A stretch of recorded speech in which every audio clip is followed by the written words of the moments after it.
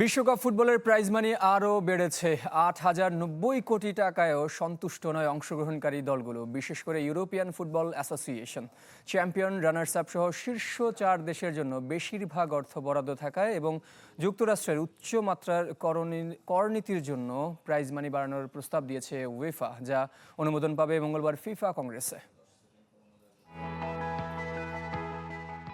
বিশ্বকাপে ফিফার আয়ের লক্ষ্যমাত্রা আকাশচুম্বী, ব্যয়ও কার্পণ্য করছে না।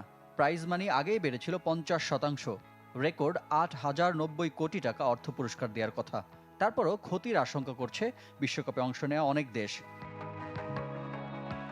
কেননা ২০২৬ আসরের প্রাইজ মানির বেশিরভাগই বরাদ্দ সেমিফাইনালিস্ট ও ফাইনালিস্টদের জন্য।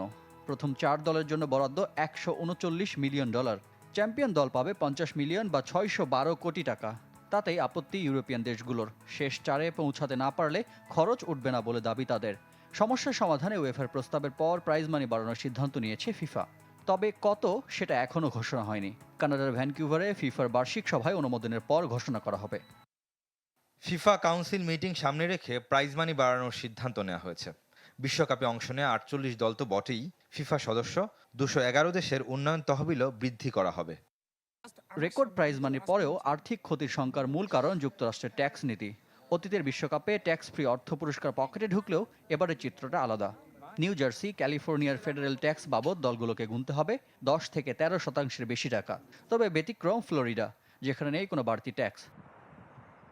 ৪ বছর মেয়াদী পরিকল্পনায় রেকর্ড $১৩ বিলিয়ন আয়ের টার্গেট বিশ্ব ফুটবল নিয়ন্ত্রক সংস্থার, যার মধ্যে $৯ বিলিয়ন আসবে আসন্ন বিশ্বকাপ থেকে। রিফাত হোসেন, চ্যানেল 24।